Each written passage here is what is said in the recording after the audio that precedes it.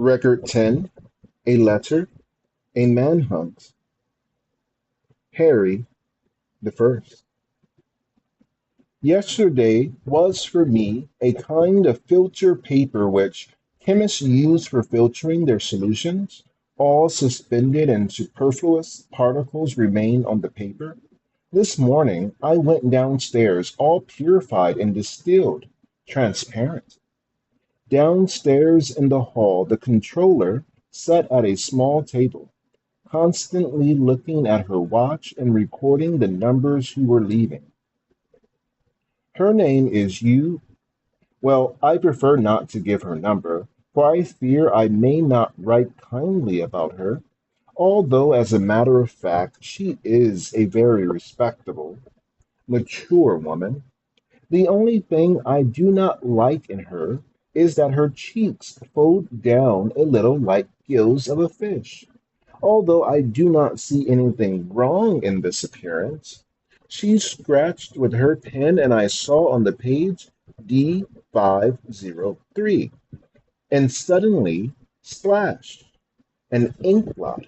No sooner did I open my mouth to call her attention to that than she raised her head and blotted me with an inky smile. There is a letter for you. You will receive it, dear. Yes, yes, you will. I knew a letter, after she had read it, must go through the Bureau of Guardians. I think it is unnecessary to explain in detail this natural order of things.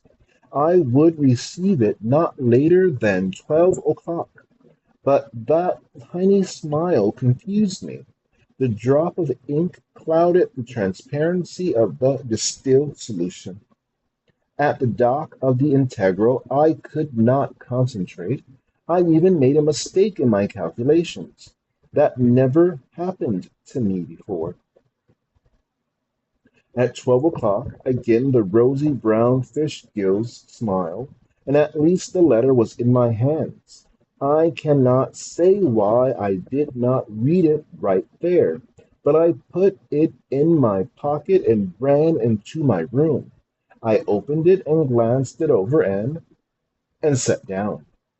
It was the official notification advising me that number I-330 had had me assigned to her and that today at 21 o'clock I was to go to her. Her address was given.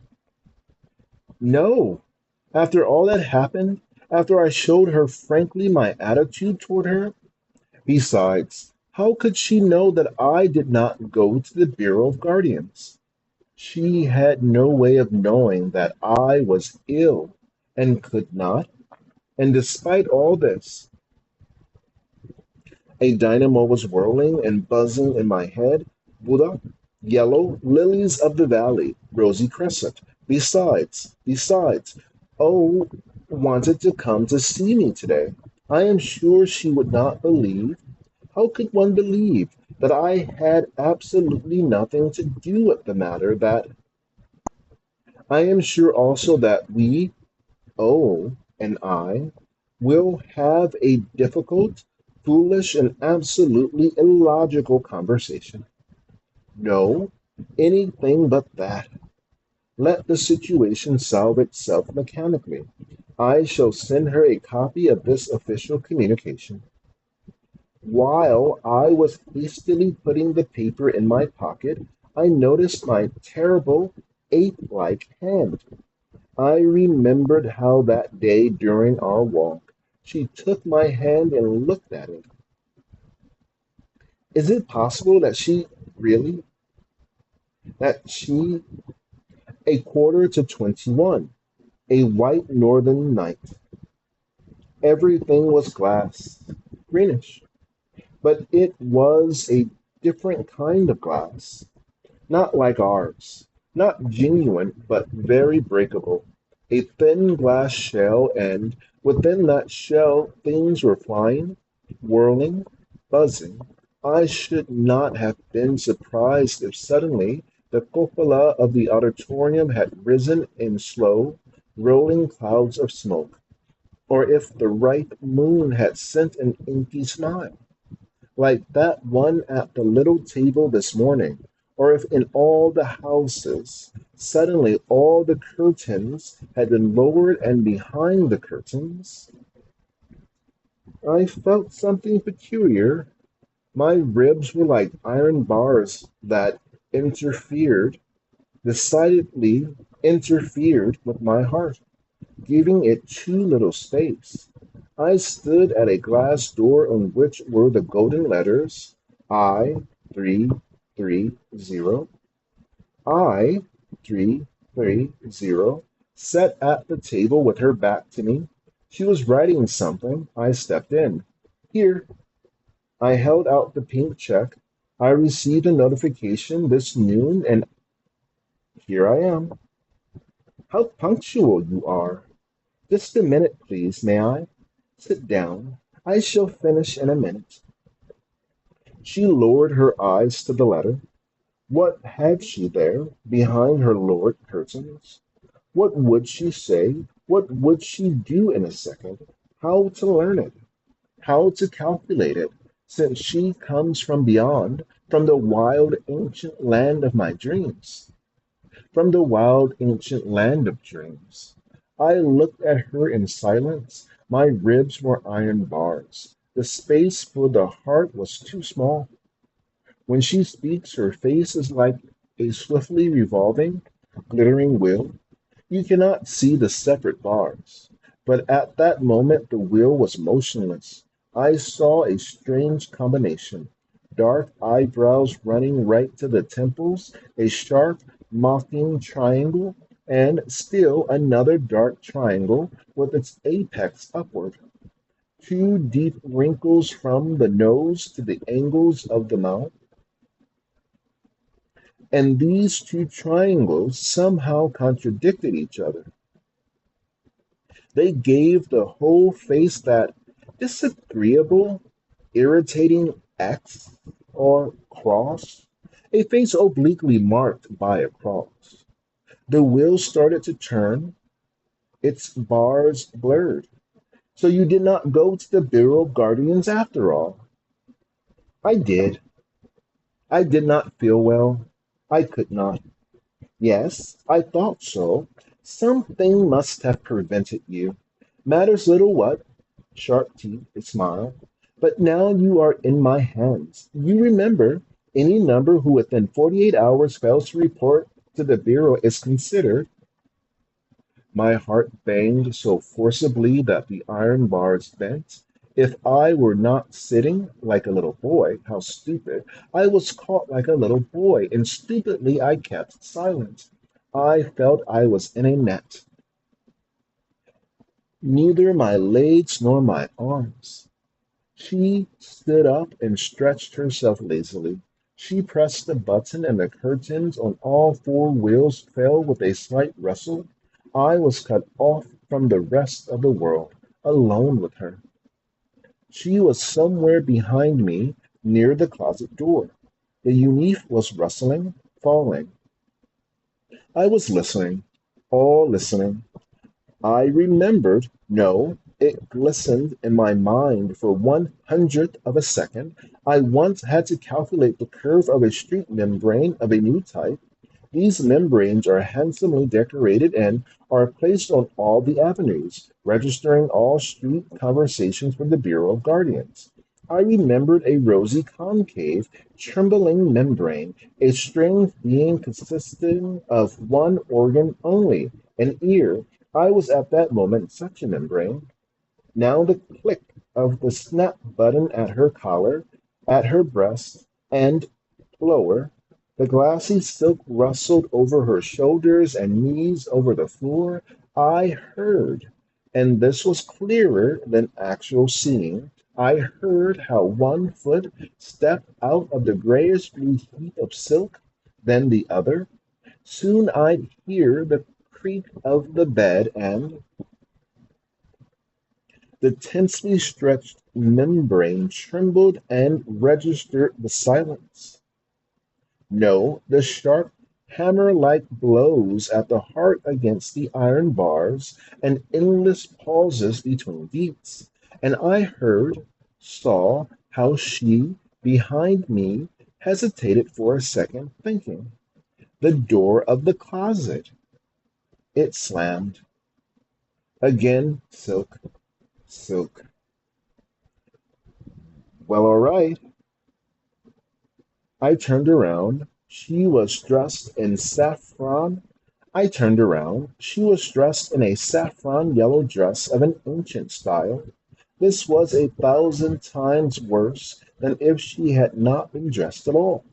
Two sharp points through the thin tissue glowing with rosiness, two burning embers piercing through ashes, two tender, round knees.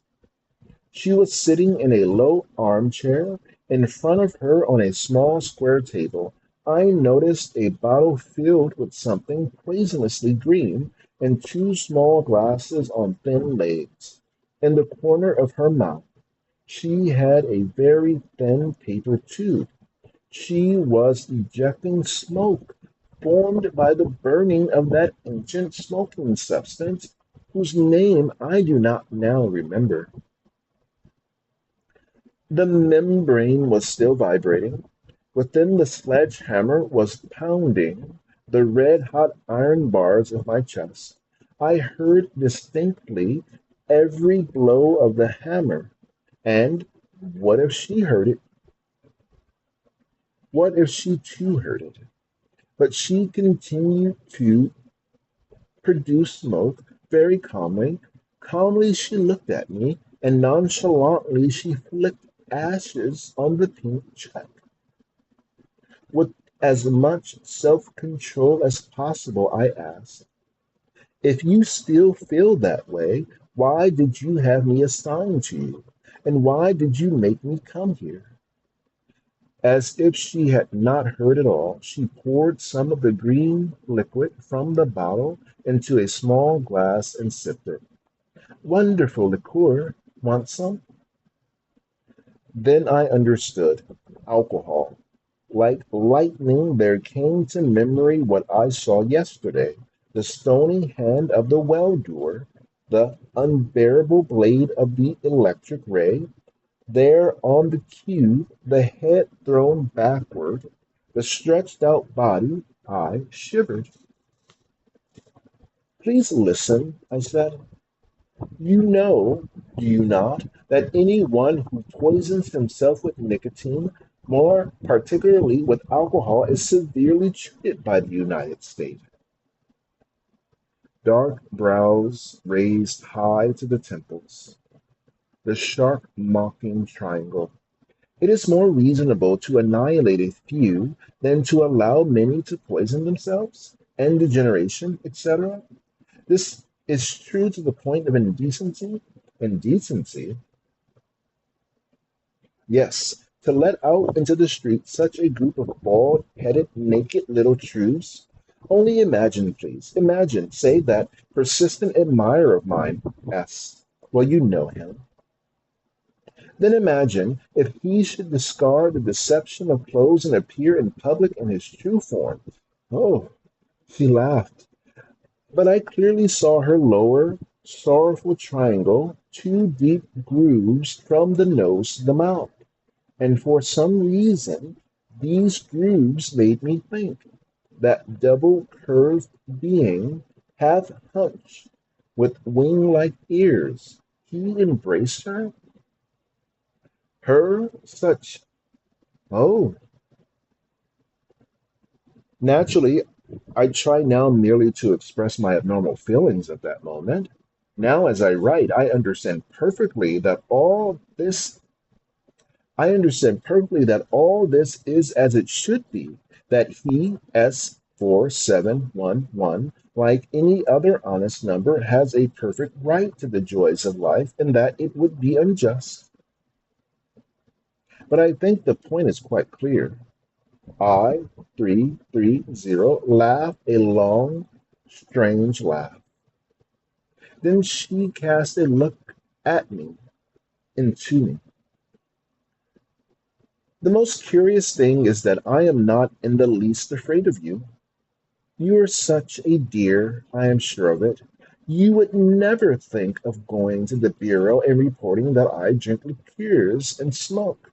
You will be sick or busy, or I don't know what. Furthermore, I am sure you would drink this charming poison with me. What an impertinent, mocking tone! I felt definitely that in a moment I should hate her. Why in a moment? In fact, I hated her all the time. I, 330, turned over the little glass of green poison straight into her mouth. Then she stood up, and all rosy through the translucent saffron yellow tissue, she made a few steps and stopped behind my chair. Suddenly her arms were about my neck, her lips grew into mine, no, even somewhere much deeper, much more terribly.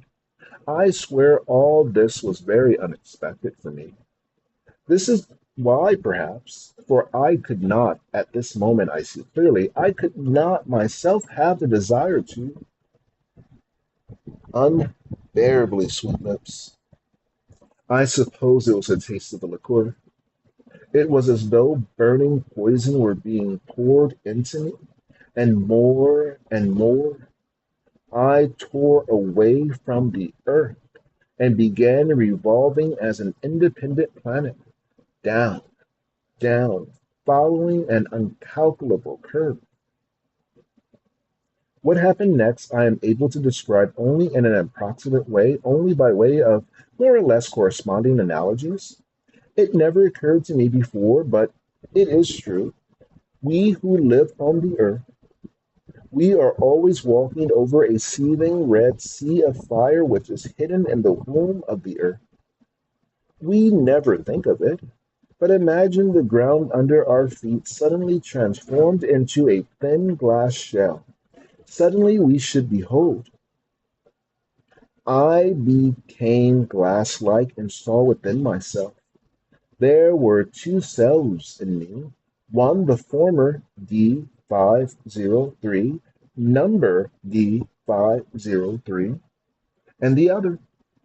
Before that other used only to show his hairy paws from time to time, but now the whole other self left his shell. That shell was breaking, and in a moment, grasping with all my strength the last straw, the arms of the chair, I asked loudly, so as to hear my first self, Where, where did you get this poison? Oh, this, a physician, one of my, one of my, one of my what? And my other self jumped up suddenly and yelled, I won't allow it. I want no one but me. I shall kill anyone who, because you, I saw my other self grasp her rudely with his hairy paws, tear the silk, and put his teeth in her flesh. I remember exactly. His teeth. I do not remember how, but I, 330, slipped away, and I saw her straightened, her head raised high, her eyes overlain by that cursed impenetrable curtain. She stood leaning with her back against the closet door and listening to me. I remember I was on the floor. I embraced her limbs, kissed her knees, and cried supplicantly, At once, right away, right away. Sharp teeth, the sharp, mocking triangle of the brows. She bent over and in silence unbuttoned my badge. Yes, yes, dear, dear. I began hastily to remove my unique, but I, 330, silent as before, lifted my badge to my eyes, showing me the clock upon it. It was 22:25. I became cold. I knew what it meant to be out in the street after 22:30. My insanity disappeared at once. I was again I. I saw clearly one thing. I hated her, hated her, Hated. Without saying goodbye, without looking back, I ran out of the room, hurriedly trying to fasten the badge back in its place. I ran down the stairs. I was afraid lest someone notice me in the elevator and jumped out into a deserted street. Everything was in its place, life so simple, ordinary, orderly. Glittering glass houses, pale glass sky, a greenish, motionless sky.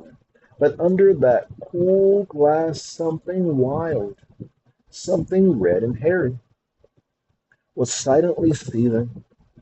I was grasping for breath, but I continued to run so as not to be late. Suddenly I felt that my badge, which I had hurriedly pinned on, was detaching itself. It came off and fell to the sidewalk. I bent over to pick it up, and in the momentary silence, I heard somebody's steps. I turned. Someone small and hunched was disappearing around the corner. At least so it seemed. I started to run as fast as I could. The wind whistled in my ears. At the entrance of my house, I stopped and looked at the clock. 1 minute to 22:30. I listened. Nobody behind. It was my foolish imagination. The effect of the poison. The night was full of torture. My bed seemed to lift itself under me, then to fall again, then up again. I used autosuggestion. At night, all the numbers must sleep. Sleeping at night is a dusty just like working during the day. To sleep at night is necessary for the next day's work. Not to sleep at night is criminal. Yet I could not sleep. I could not. I was perishing. I was unable to fulfill my duties to the United States. I